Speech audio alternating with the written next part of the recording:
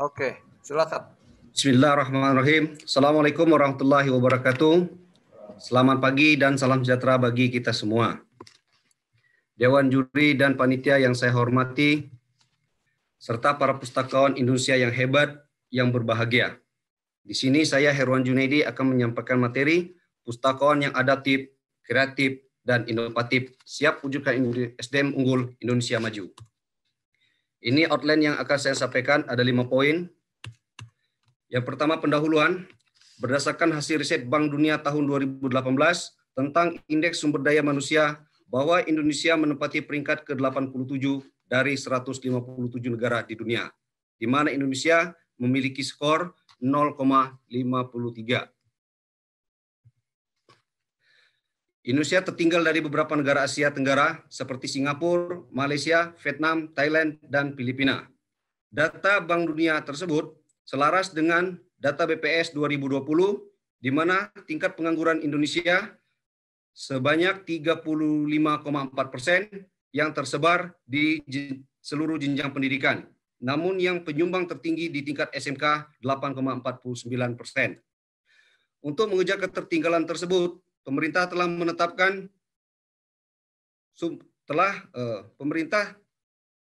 menetapkan untuk fokus membangun sumber daya manusia. Presiden Joko Widodo mengungkapkan pentingnya pembangunan sumber daya berkualitas yang menguasai ilmu pengetahuan dan teknologi, tentunya yang adaptif, kreatif, dan inovatif.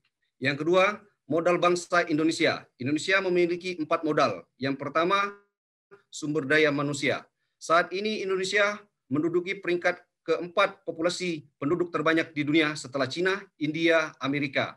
Indonesia saat ini berjumlah 274 juta jiwa, di mana 35,4% adalah pengangguran atau sekitar 97.000 jiwa. Yang kedua, modal Indonesia adalah sumber daya alam. Selain memiliki sumber daya alam hayati, Indonesia juga memiliki tambang, emas, nikel, tembaga, gas alam, dan lain sebagainya. Juga Indonesia memiliki hasil pertanian dan perkebunan seperti kakao, kopi, sawit, karet, dan lain sebagainya.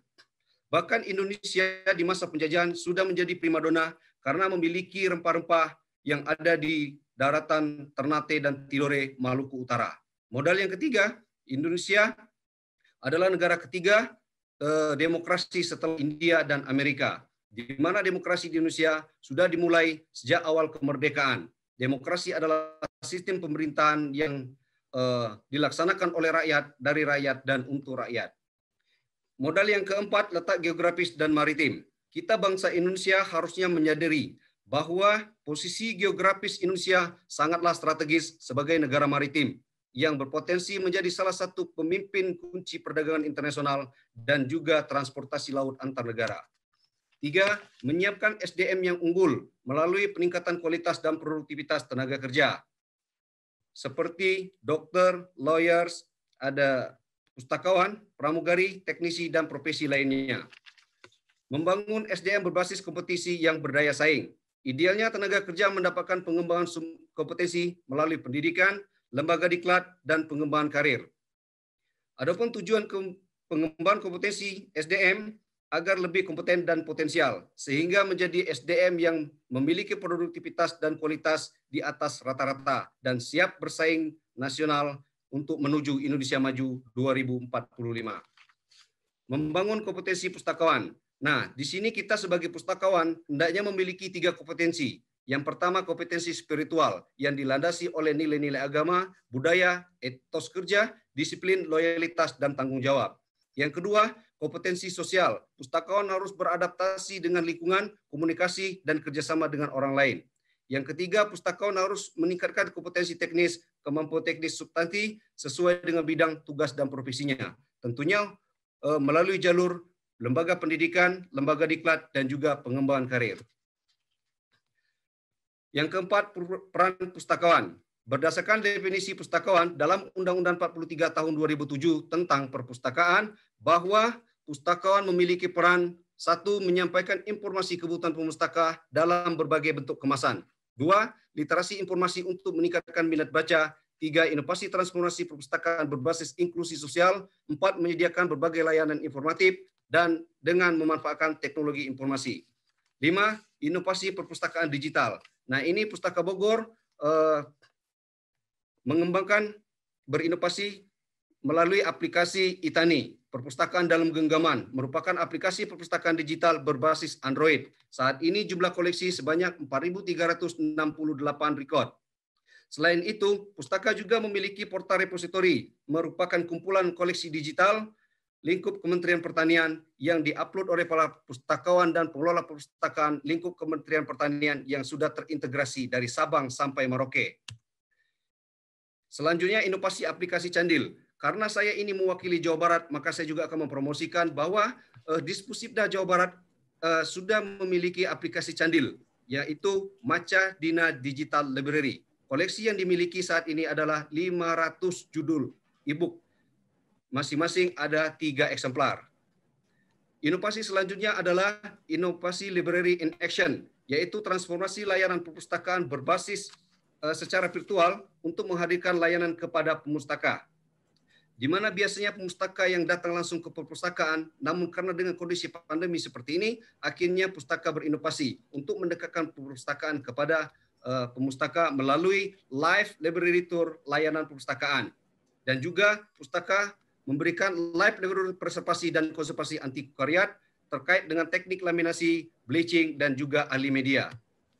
Inovasi Kolecer, ini adalah gebrakan dari Dispusibda Jawa Barat guna mendekatkan perpustakaan pada pemustaka sebagai upaya meningkatkan minat baca dan indeks literasi warga Jawa Barat. Kolecer ini bisa menampung 80 buku yang sudah diresmikan oleh Bapak Gubernur Jawa Barat yang dihadiri oleh Bapak Muhammad Sarip Bando dan juga Najwa Shihab dan Andi Ebnoya. Selanjutnya, inovasi Makan Jengkol. Ini adalah layanan perpustakaan yang memanjakan pemustaka, di mana pemustaka dapat meminjam buku dari rumah melalui portal Makan Jengkol yang akan diantar oleh Grab Express karena sudah berkolaborasi. Selanjutnya, inovasi kemas ulang informasi dengan konsep text to context yang semula berbentuk textbook hasil penelitian pertanian, kemudian dikemas ulang agar menjadi menarik dan ramah pengguna, seperti infografis, leaflet, brosur, dan video singkat. Selanjutnya diupload di YouTube, IG, Facebook, dan Twitter. Nah, ini adalah urban farming. Saya selaku inisiator melihat seruan IPLAH bahwa perpustakaan berperan dalam meningkatkan kesejahteraan masyarakat melalui ketersediaan akses layanan informasi sebagai pusat belajar dan berkegiatan masyarakat. Di sini saya merangkul warga sebanyak 400 orang untuk ikut menanam sayur-sayuran di pekarangan. Ini adalah pengukuhan KWT Bali Mandiri Pangan yang saya dampingi selama 6 bulan, mendapatkan bantuan pertanian dari Dinas Pertanian dan Kementerian Pertanian untuk keberlanjutan KWT tersebut.